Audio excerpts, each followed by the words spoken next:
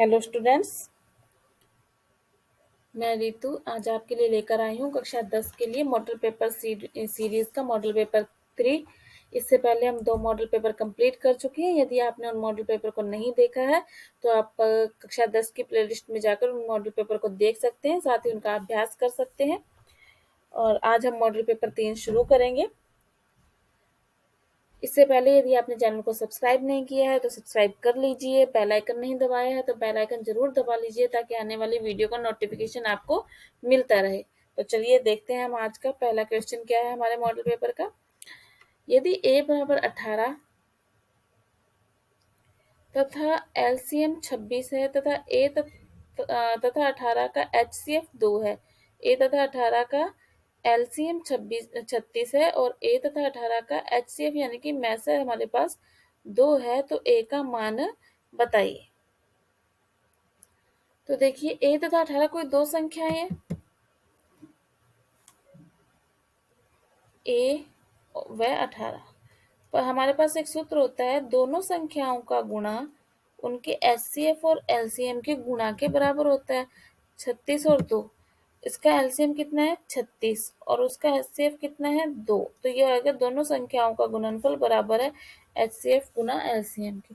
यहाँ से जब हम a का मान निकालेंगे तो कितना आ जाएगा, 18 यहाँ पर बटे में आ जाएगा, 18 दूनी 36, तो 2 से 2 का गुणा करेंगे तो a का मान कितना आ जाएगा हमारे पास 4। यहाँ पर कौन सा ऑप्शन हमारा सही रहेगा, द ऑप्शन इसमें हमारा सही रहेगा। ठीक है, ये फॉर्मूला आपको याद रखना है। दोनों संख्याओं का गुणा बराबर होता है LCM और LCF के गुणा के बराबर। चलिए नेक्स्ट क्वेश्चन है हमारा, द्विघात बहुपद के शून्य ज्ञात कीजिए। X square minus 6x plus 8। हमें इसके गुणनखंड करने हैं। ऐसी दो संख्याएं, यहाँ पर a होता है, a की जगह 1 है, 8 एकम 8 हो जाएगा। ऐसी दो संख्याएं जिनका गुणा करने पर तो 8 आ जाए और जोड़ने घटाने पर कितना आ जाए माइनस का 6। तो हमें पता है क्या होंगी 4 और 2। ठीक है, लेकिन उत्तर में माइनस का 6 आना चाहिए, तो बड़ी संख्या क्या होगी, माइनस का 4 और माइनस का 2, दोनों ही माइनस के होंगे तभी ये जुड़ेंगी। तो यहाँ पर आएगा एक्स स्क्वायर माइनस का 4x और माइनस का 2x प्लस में 8।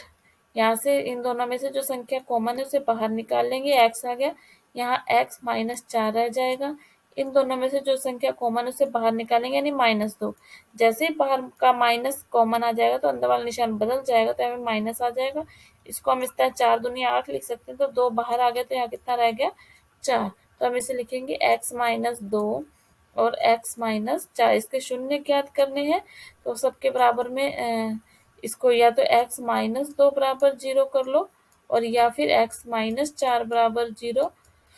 तो यहाँ से x का मान क्या आ जाएगा 2 आ जाएगा और यहाँ से x का मान कितना आ जाएगा 4 आ जाएगा पक्षांतरण करने से। ठीक है, तो हमारे पास यहाँ क्या मान आएगा 2 और 4।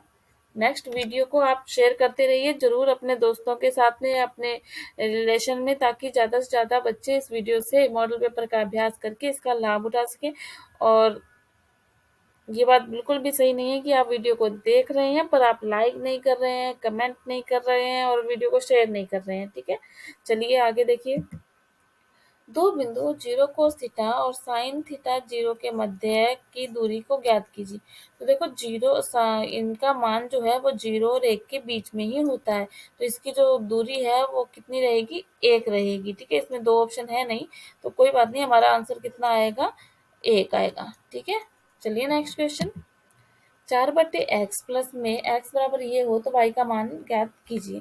तो देखिए हमारे पास लिखा हुआ है 4/x प्लस 5y बराबर 7। x की जगह पे -4/3 लिखो, तो 4 पहले लिखा ही हुआ है, इसके नीचे कुछ नहीं था, क्या मानेंगे हम 1, 4/1 और ये हो गया -4/3।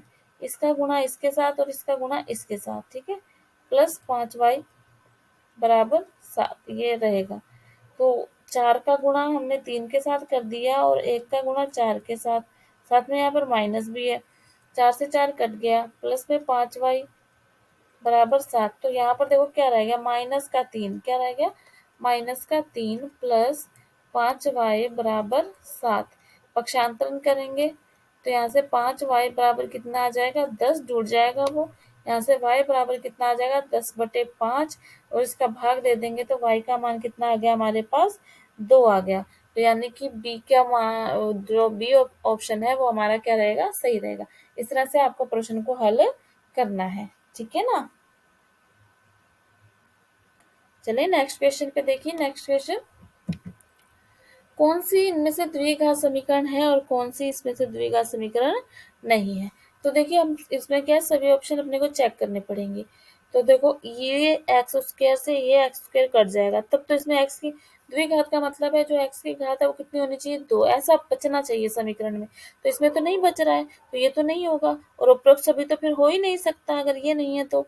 अब इन दोनों ऑप्शन में से चेक करें तो अ को चेक करके देखो क्या होगा, एक्स स्क्वायर माइनस में 7x माइनस में 8, ये हमारा फॉर्मूला खुलेगा। a माइनस बी के होल स्क्वायर का सूत्र क्या होता है, ए स्क्वायर माइनस 2ab प्लस में बी स्क्वायर, ये होता है। तो यहाँ पर हम खोलेंगे तो आ जाएगा x square minus 4x 2ab गुणा कर दिया 2 गुणा x गुणा 2 माइनस का है ना, तो प्लस 4।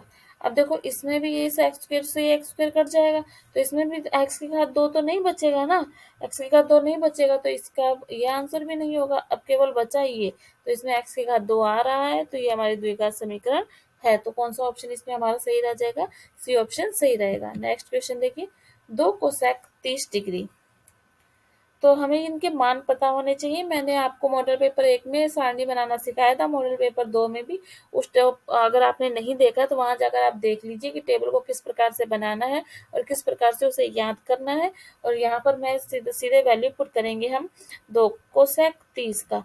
कोसेक 30 के लिए हमें साइन 30 का मान पता होना चाहिए, कितना होता है 1/2, तो 1/2 का उल्टा कितना हो जाएगा 2। कोसेक 30 का मान कितना 2 होता है, ठीक है। आपको सिर्फ वैल्यू पुट ही करनी है और कुछ नहीं करना। और सेक 30 का मान होता है 2/√3। तो अब बस गुणा कर दीजिए आप, 2 दूनी 4, 4 दूनी 8, तो उत्तर आ जाएगा 8/√3, यानी कि द ऑप्शन इसमें हमारा सही रहेगा। ये वैल्यू आपको याद होनी चाहिए, जब आपको टेबल बनानी आएगी तभी हम इन प्रश्नों को कर पाएंगे, ठीक है ना। चलिए नेक्स्ट क्वेश्चन पे देखते हैं। अगर ये वो आपने नहीं देखा तो मॉडल पेपर 1 है जो हमारा और मॉडल पेपर 2 है, उसमें मैंने सब टेबल बनाई है, तो मॉडल पेपर 1 में जाकर के टेबल को देख लीजिए, ठीक है। तो ऐसा मैं इसलिए करूँगी, हर मॉडल पेपर में जो सारणी बनाना पॉसिबल नहीं है, जब आप एक मॉडल पेपर में सीख चुके हैं तो हम उसी को आगे बढ़ा रहे हैं, ठीक है। देखिए आगे, श्रेणी -4 -1 2 और 5 का 10वां पद। तो देखिए यहाँ पर a का मान कितना है, -4, और d का मान कितना है, -4 में से सॉरी -1 में से घटाना है -4, इसमें से ये घटाते हैं पीछे वाले पद में से, तो ये क्या बन जाएगा -1 +4, यानी कि उत्तर आ गया +3।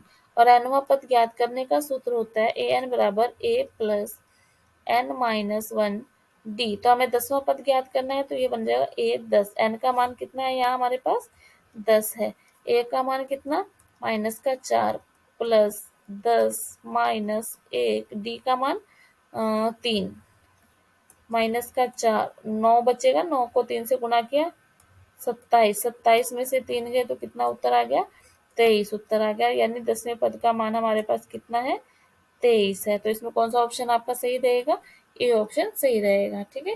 नेक्स्ट क्वेश्चन, किसी वृत्त के व्यास के सिरों पर, कोई वृत्त है, वृत्त का व्यास मतलब जो केंद्र बिंदु से होकर जो सीधी रेखा निकलती है वृत्त का व्यास, इस पर कोई स्पर्श रेखा खींची गई है, और जो स्पर्श रेखा होती है और जो त्रिज्या होती है उसमें 90 डिग्री का कोण होता है। इधर भी स्पर्श रेखा और त्रिज्या में 90 डिग्री का कोण होगा। तो जो दो रेखाएं हैं ये दोनों हमेशा कैसी रहेंगी, समांतर रहेंगी, क्योंकि इन दोनों के बीच में बराबर कोण है, ठीक है 90 डिग्री का। तो ये कैसी है, समांतर रेखा है। नेक्स्ट, एक वृत्त की परिधि, ये वृत्त है, वृत्त की परिधि ये जो होती है वो वृत्त की परिधि होती है। तो वृत्त की परिधि दी हुई है तो हम वृत्त की परिधि का सूत्र लगाएंगे। वृत्त की परिधि का सूत्र क्या होता है 2 पाई r। तो 2πr बराबर अपने को कितनी दी हुई है 176। टू का मान 2 और पाई का मान 22/7 और आर का मान हमें निकालना है। यहाँ से कितना आ जाएगा 176 आ जाएगा हमारे पास। ठीक है, यहाँ से आर का मान निकालना है तो जो भाग में है वो पक्षांतरण करके वज्र गुना करके गुणा में चला जाएगा और गुणा वाला भाग में आ जाएगा। तो देखो आर के बराबर क्या आएगा 176 गुणा में 7। ठीक है, और ऊपर जो है 22 गुणा में 2। तो हम इसे काट देते हैं। दो के पार से 22 चौके 88।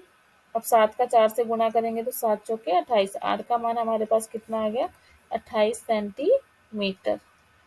तो यहाँ से हमारा कौन सा ऑप्शन सही रहेगा, ऑप्शन सी सही रहेगा। ठीक है, ये कैलकुलेशन आपको आनी चाहिए। आप इसका साथ साथ मेरे अभ्यास करते रहिए। अगर आप ये सोचते हैं कि भाई पेपर में ही आप सीधा कर पाएंगे, पेपर बहुत लेंथी है, मैथ का पेपर बहुत लंबा रहता है, टाइम कम रहता है, इसके लिए आपको अभ्यास की बहुत ज़रूरत है। तो मेरे साथ साथ मॉडल पेपरों का अभ्यास करते रहिए। ठीक है, और वीडियो को ज़रूर शेयर कीजिए ना। आप वीडियो को देख रहे हैं पर आप लाइक नहीं कर रहे हैं, कमेंट नहीं कर रहे हैं, शेयर नहीं कर रहे हैं, ऐसा नहीं करें, है ना। चलिए नेक्स्ट क्वेश्चन देखिए। एक ठोस अर्धगोले की त्रिज्या 7 सेंटीमीटर है। ठोस अर्धगोला, ये इस प्रकार से गोला हो गया, अर्ध है तो यहाँ पर भी देखो एक गोला बनेगा, है ना, इस तरह से। इसका वो कह रहा है संपूर्ण पृष्ठीय क्षेत्रफल। तो गोले का पहले तो पूरे गोले का संपूर्ण पृष्ठीय क्षेत्रफल क्या होता है, संपूर्ण पृष्ठीय क्षेत्रफल होता है 4πr²। ठीक है, अब ये अर्धगोला बोल रहा है तो अर्धगोले का अगर वो इतना इतना पूछता ना तो ये होता वक्र पृष्ठीय। वो पूरा पूछ रहा है जिसमें ये भी शामिल होगा। तो अर्धगोले का संपूर्ण पृष्ठीय क्षेत्रफल का सूत्र क्या होता है 3πr²।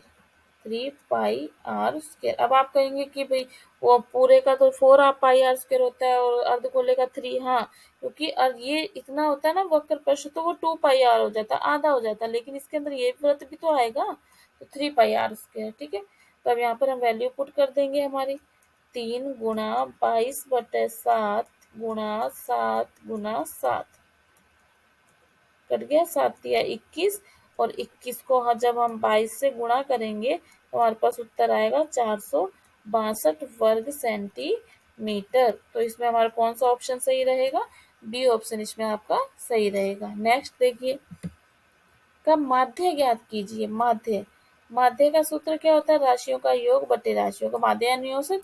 ठीक है, राशियों का योग बटे राशियों की संख्या, राशियों का योग बटा राशियों की संख्या।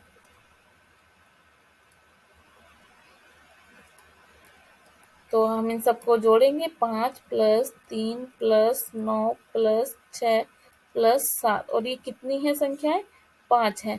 जब हम इनको जोड़ेंगे तो कितना आएगा 30। 30 में 5 का भाग देंगे तो कितना उत्तर आ जाएगा 6। कौन सा ऑप्शन इसमें सही रहेगा हमारे पास, स ऑप्शन सही रहेगा, 6 इसका मान आएगा। ठीक है, देखिए नेक्स्ट क्वेश्चन। एक पासे को एक बार फेंका जाता है, सम संख्या को प्राप्त करने की प्रायिकता बताइए। प्रायिकता का सूत्र क्या होता है, अनुकूल स्थितियां बटे में कुल स्थितियां। अनुकूल स्थितियां बटे में कुल स्थितियां।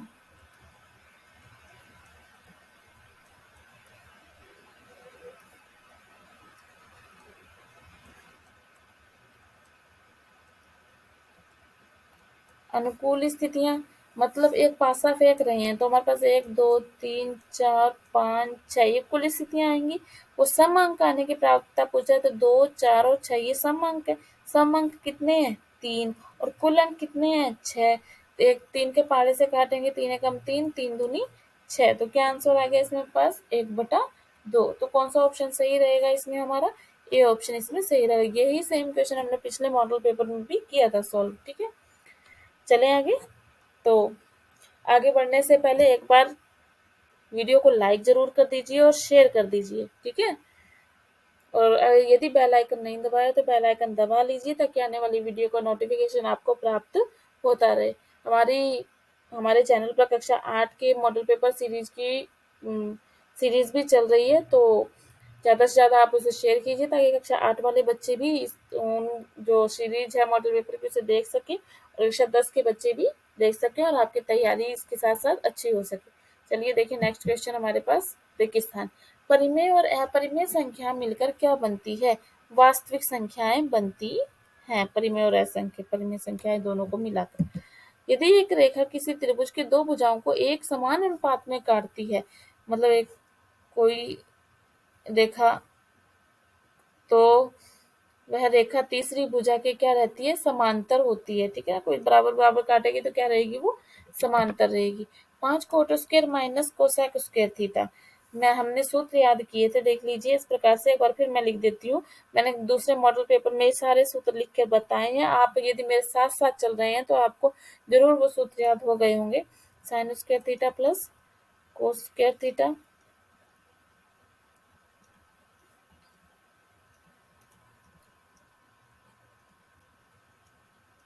ये देखिए, ये इस प्रकार से सूत्र आपको इसी तरह से याद करने हैं। आप इस तरह से लिखिए जैसे मैं लिखती हूँ। Sine cos tan cot sec cosec, पहले वाले में प्लस बाकी में माइनस, बराबर होता है 1 के। ठीक है, तो ये देखिए cosec square minus cot square होता है ना, और यहाँ हमें क्या दे रखा है? Coat square minus cosec square. तो यहाँ से मैं बाहर कॉमन निकालती हूँ माइनस का 5, 5 तो दिख ही रहा है ना।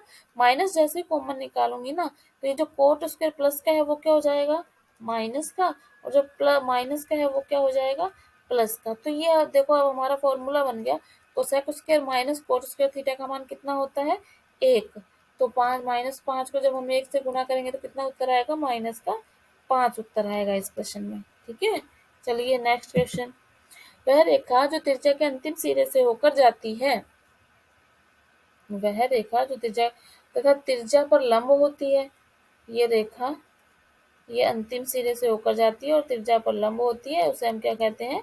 स्पर्श रेखा कहते हैं। नेक्स्ट, एक बंटन का बहुलक तथा माध्य ये है, तो माध्यक का मान ज्ञात कीजिए। देखिए बहुलक, माध्य और माध्यक यानी माध्यिका, इन तीनों में एक संबंध होता है। क्या संबंध होता है? बहुलक बराबर 3 माध्यिका या माध्यक माइनस 2 माध्य। ये सूत्र आपको याद करना है। ये इन तीनों के अंदर क्या होता है? संबंध। 3 माध्यिका माइनस 2 माध्य। अब जो जो वैल्यू हमारे पास है उसे रख दीजिए, जो नहीं है उसे हटा दीजिए। बहुलक कितना है? 17। ये 3 माध्यक हमें ज्ञात करना है, तो मैं उसे मान लेती हूँ x माइनस 2 माध्य कितना है? 14। ठीक है, यहाँ से 17 बराबर 3x माइनस 28। ये माइनस का 28 का पक्षांतरण होकर इधर आएगा तो क्या हो जाएगा? प्लस हो जाएगा। तो यहाँ से आ गया 3x, तो यहीं रहेगा, बराबर 17 प्लस 28। ये जुड़ जाएगा ना आके, माइनस का 28 इधर आके क्या हो जाएगा? प्लस का 28। तो 17 प्लस 28 45 हो गया। यहाँ से x और जो 3 जो गुणा में है वो भाग में जाएगा, तो हम इसे x बराबर 15। ठीक है ना, तो कितना उत्तर आ गया हमारे पास? 15 उत्तर आ गया। किसका? माध्यक का। आ रही है ना बात समझ में? ये फॉर्मूला आपको याद होना चाहिए। बहुलक बराबर 3 माध्यिका माइनस 2 माध्य। नेक्स्ट क्वेश्चन देखिए। संख्या 1 2 3 से लेकर 15 से यादृच्छिक 4 का गुणज होने की प्रायिकता। तो आप खुद देख सकते हैं 1 से लेकर 15 तक जो 4 का पहाड़ा है वही गुणज हुआ ना, तो क्या क्या आ जाएगा इसमें? 4, 4 दूनी 8, 4 3 12, यही 3 संख्या आएंगी। तो प्रायिकता हमारे पास क्या हो जाएगी? अनुकूल स्थितियां बट्टे में कुल स्थितियां। तो मतलब कितनी संख्याएं हमें प्राप्त होंगी? 3, और कुल संख्याएं कितनी है? 1 से लेकर 15 तक। तो ये हो गया अनुकूल स्थितियां बट्टे में कुल स्थितियां। 3 एकम 3, 3 पंजे 15। क्या आंसर आ गया? 1/5। नेक्स्ट देखिए, रैखिक युग्म को हल कीजिए। देखिए इसमें c का मान क्या है हमारे पास? 0। जब c का मान 0 है, यदि मैं यहाँ पर क्या लिखूं? x बराबर 0 लिखूं, तो आप देखिए y का मान भी क्या आएगा? 0। तो इन दोनों समीकरणों में यही हल होगा, जब x बराबर 0 और y बराबर 0। ठीक है, नेक्स्ट देखिए, जांच कीजिए कि यह एक द्विघात समीकरण है। तो द्विघात समीकरण की जांच करने के लिए हमें इसे खोलना होगा, ब्रैकेट को। तो देखिए x का गुणा जब मैं यहाँ करूंगी तो क्या आएगा, 2x की स्क्वायर प्लस 3x, पूरा इसके साथ भी किया और फिर इसके साथ भी, बराबर एक्स स्क्वायर प्लस में 1। पक्षांतरण कर देंगे हम तो ये भी यहाँ आ जाएगा, ये भी 2x² माइनस एक्स स्क्वायर को एक्स स्क्वायर के साथ घटा देंगे, प्लस में 3x और माइनस का 1 बराबर 0। 2x² में से एक एक्स स्क्वायर गया तो क्या बचेगा, एक्स स्क्वायर प्लस में 3x माइनस 1 बराबर 0। इसमें चर की अधिकतम घात 2 है, अतः यह द्विघात समीकरण है।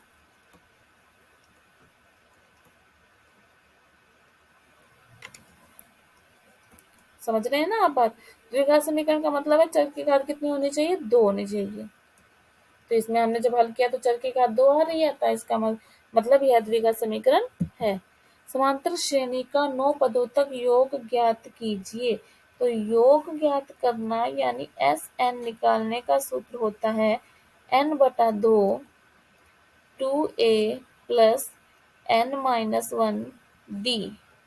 अब यहाँ से हमें पता होना चाहिए n का मान कितना है हमारे पास, 9, a का मान कितना है हमारे पास, 8, और d का मान होता है अंतर। 6 में से 8 गए तो कितना आएगा, -2 आएगा। ठीक है, अब वैल्यू पुट कर दीजिए, S9 बराबर 9/2 ब्रैकेट 2a का मान भी कितना है हमारे पास, 8 प्लस n-1 यानी 9 में से 1 गया, डी का मान कितना, -2, S9 यानी कि 9/2। अब इसको गुणा करो, 8 दूनी 16, 9 में से 1 घटाया 8, 8 को 2 से गुणा किया 16, लेकिन साथ में माइनस है तो 16 आ जाएगा।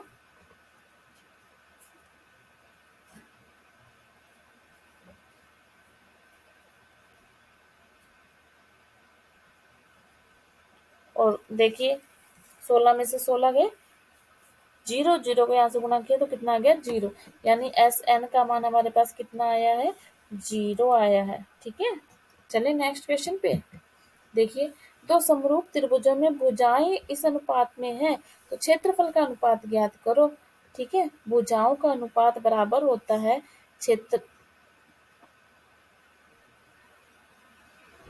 क्षेत्रफलों का अनुपात ज्ञात करना, क्षेत्रफलों का अनुपात बराबर होता है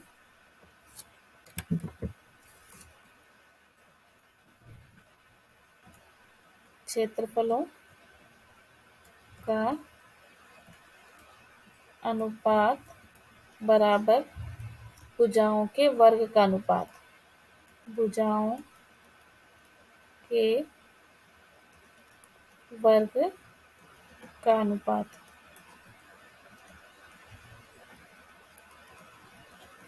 तो भुजाओं का वर्ग का अनुपात यानी 4 की स्क्वायर अनुपात 5 की स्क्वायर। बहुत इजी क्वेश्चन है ये ऐसे 2-3 प्रश्न में ये कई बार रिपीट हो चुका है, तो हमें ये याद है। सॉरी, यहाँ पर वर्ग नहीं आएगा, क्या आएगा, 16:25। ये हमारा आंसर हो गया। ठीक है, क्षेत्रफलों का अनुपात बराबर भुजाओं के वर्गों का अनुपात। चलिए नेक्स्ट क्वेश्चन, यदि एक बिंदु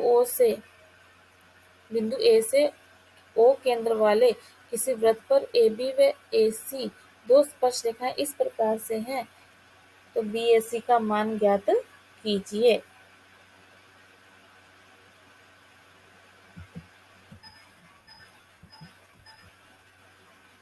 एक मिनट,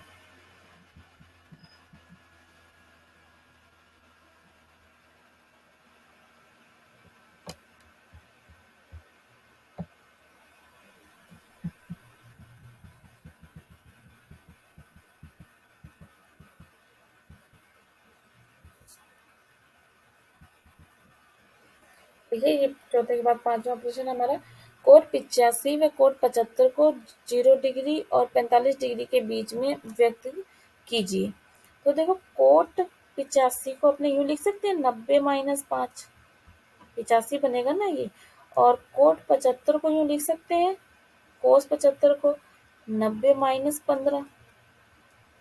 ठीक है, और जब कोट का 90 में से करते हैं तो ये बन जाता है tan5, और कोस को 90 में से घटाते हैं तो वो बदल जाता है sin15। यही इसका आंसर होगा। ठीक है, आप देखिए, sin 90 - थीटा क्या होता है cos theta. Cos 90 minus theta क्या होता है sine theta. Tan 90 minus theta क्या होता है cot theta. Cot 90 minus theta क्या होता है टेन थीटा। ठीक है। और सेक 90 माइनस थीटा क्या होता है cosec theta. Cosec 90 minus theta क्या होता है टेन थीटा। ये आपको याद रखना है। ठीक है। ये सूत्र हैं ट्रिग्नोमेट्री के जो आपको याद रखने। अगर आपको ट्रिग्नोमेट्री के सूत्र याद होते हैं तो प्रश्न बहुत इजी रहते हैं। Next question. 20 मीटर ऊंचे नदी के पुल से एक नाव का उन्नयन कोण।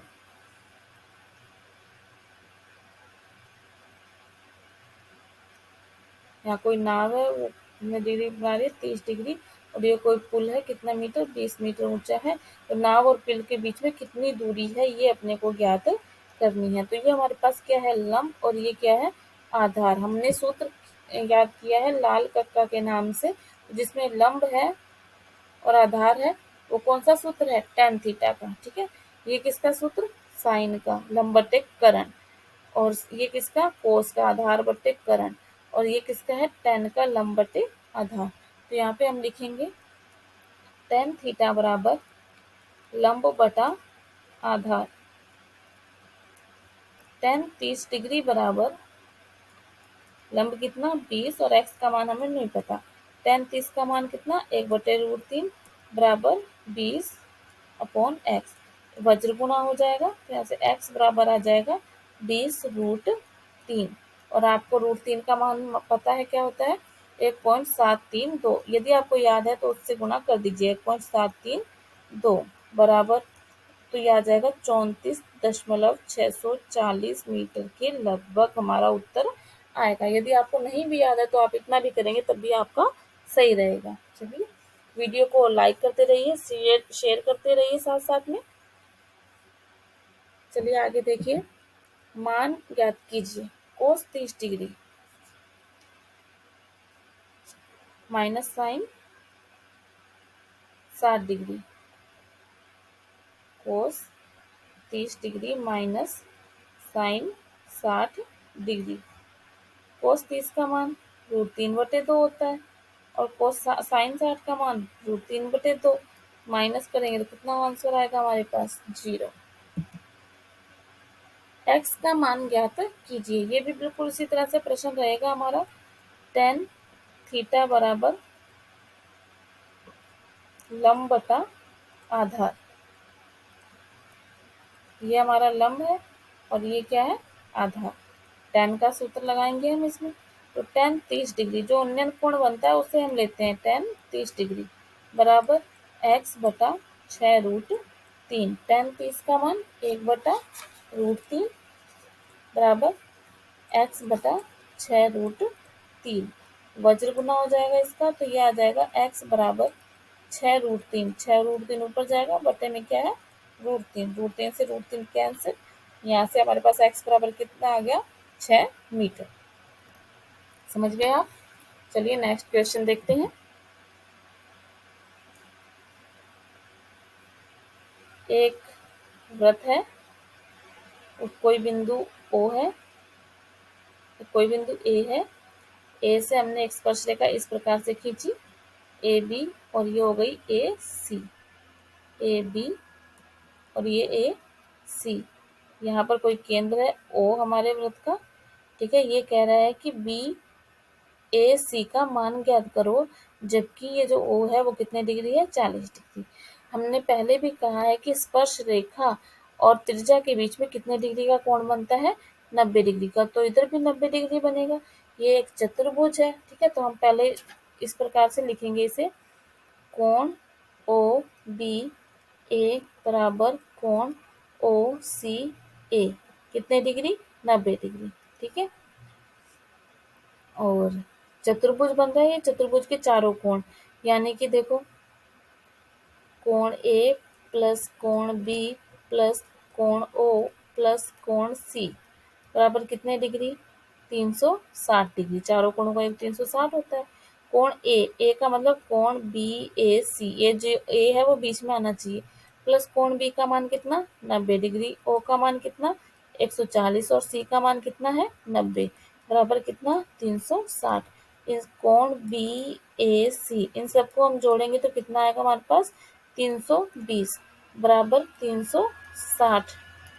यहाँ से कोण BAC कितना आ जाएगा 360 में से 320 को माइनस कर दिया तो कितने डिग्री आ गया 40 डिग्री।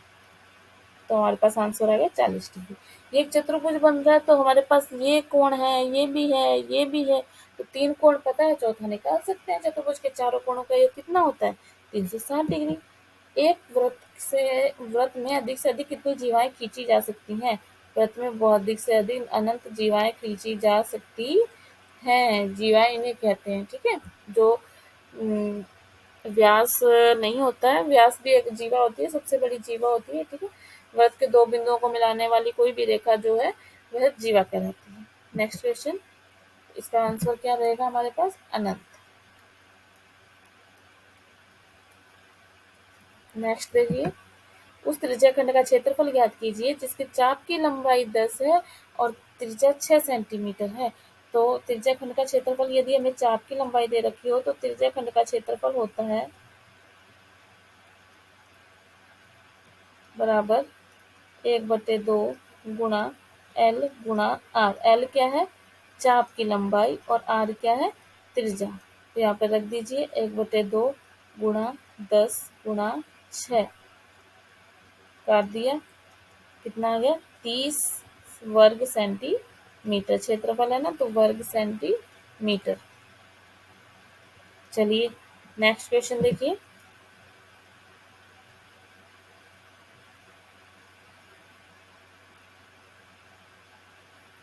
दो संख्याएं 96 और 404 का मैसे ज्ञात करना है। तो हमें 96 के अभाज्य गुणनखंड करने होंगे। आप इस प्रकार से आराम से 96 के अभाज्य गुणनखंड कर सकते हैं। सबसे पहले 2 का भाग देंगे 96 में, तो 2 का भाग देंगे तो कितना आएगा 48। फिर इसमें हम 2 का भाग देंगे तो कितना आ जाएगा 24। 2 का भाग देंगे 12, फिर 2 का भाग देंगे 6, 2 का भाग देंगे 3 और फिर 3 का भाग देंगे तो कितना आएगा 1। तो इसका मतलब 96 के अभाज्य गुणनखंड क्या बनेंगे 2 गुणा 2 गुणा 2 गुणा 2 गुणा 2 गुणा 3। इसी प्रकार से 404 के जब अभाज्य गुणनखंड आप करेंगे तो बनेंगे, देख लीजिए मैं यहाँ करती हूँ 404 के, 2 का कर दिया तो 202, फिर 2 का कर दिया तो 101। अब 101 अभाज्य संख्या है, इसका भाग 101 से ही जाएगा, तो ये बन गया 2 गुणा 2 गुणा 101। में से क्या होता है जो दोनों में कॉमन हो उसे लिखिए, यानी ये 2 इसमें भी तो इसे हम एक बार लिख लेंगे, ये 2 भी दोनों में है तो हम इसे एक बार लिख लेंगे। तो यानी कितना आ गया में से 2 गुणा 2 कितना होता है 4 हमारा इसमें में से आ गया है। नेक्स्ट क्वेश्चन देखिए, एक द्विघात बहुपद ज्ञात कीजिए जिसके शून्यकों का योग -5 तथा गुणनफल कितना है 6 है। शून्यकों का योग यानी अल्फा प्लस में बीटा माइनस का 5 बटे में 1, जिसका सूत्र क्या होता है -b/a, और अल्फा बीटा यानी गुणनफल का सूत्र क्या होता है c/a। तो यहाँ से तुलना करके बताइए आप a का मान कितना आ रहा है 1 आ रहा है, b का मान कितना आ रहा है 5 आ रहा है और c का मान कितना आ रहा है 6 आ रहा है। देखिए आप इन दोनों की, ये सूत्र होता है -b/a c/a, ठीक है। और हमारी जो समीकरण जो बहुपद रहता है वो इस रूप में रहता है ax² प्लस में bx प्लस में c। तो यहाँ से देखिए अब a का मान तो 1 है x² प्लस b का मान 5 है तो 5x और c का मान 6 है तो 6, ये हमारा क्या हो गया आंसर हो गया, ठीक है।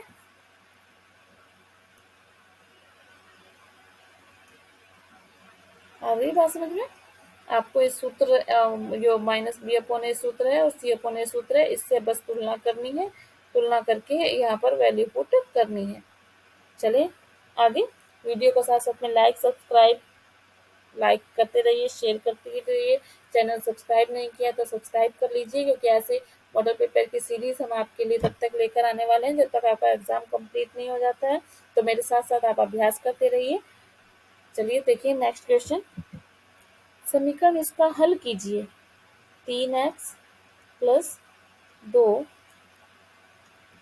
और 2x प्लस 3, दो अलग अलग ब्रैकेट है, तो ब्रैकेट का हमें गुणा करना है। सबसे पहले 3x गुणा इस पूरे ब्रैकेट के साथ हम करेंगे। इस प्रकार से आराम से करिए गुणा, गलत नहीं होना चाहिए, ठीक है। उसके बाद प्लस 2 का गुणा हम इस पूरे ब्रैकेट के साथ करेंगे, बराबर 6।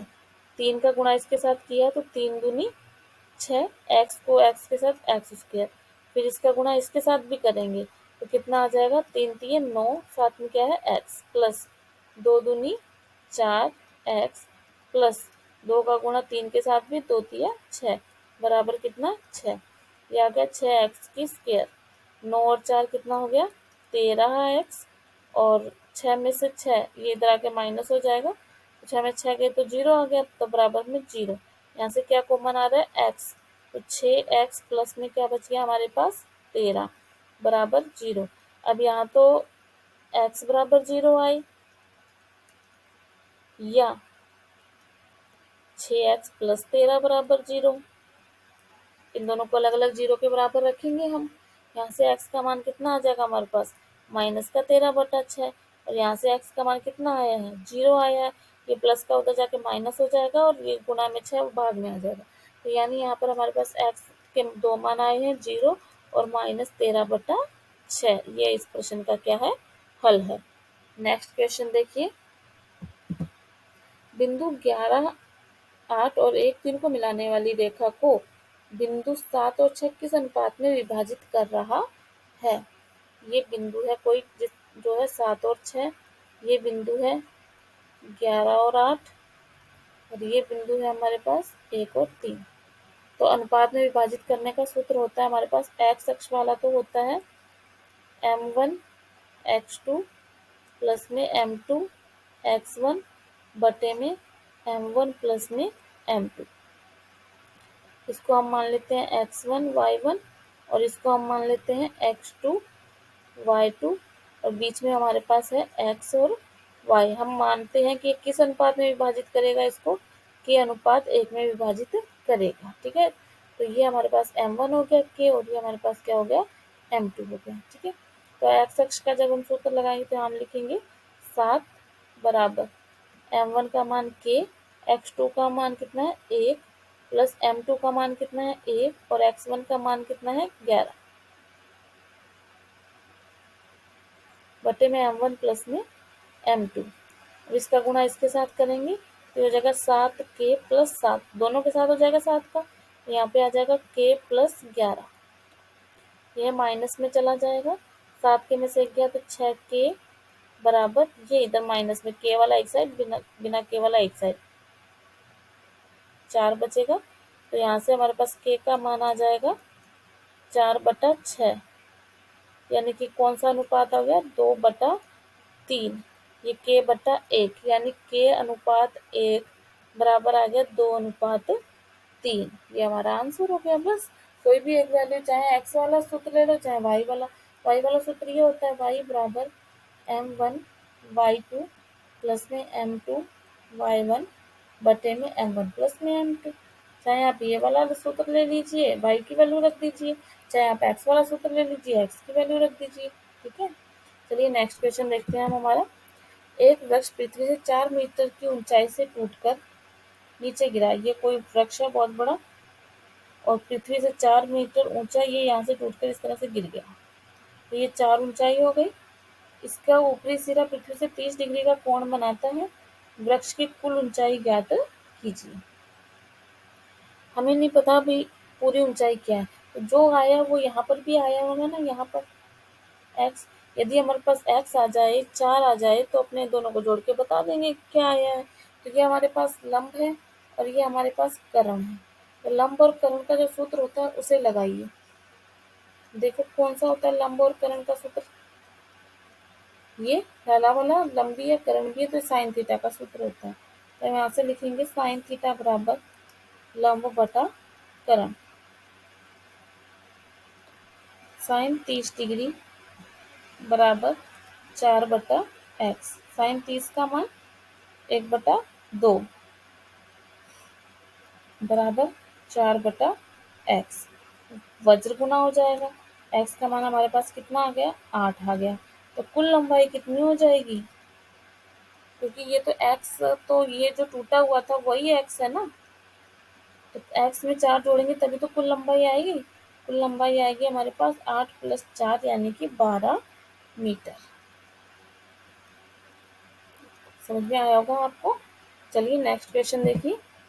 5 सेंटीमीटर भुजा वाले एक समबाहु त्रिभुज के समरूप त्रिभुज की रचना कीजिए।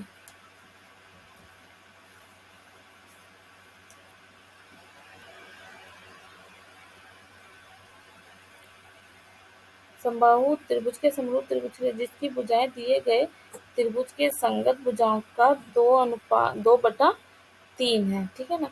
एक समबाहु त्रिभुज हमने बना लिया, कोई भी सबसे पहले, ठीक है, ABC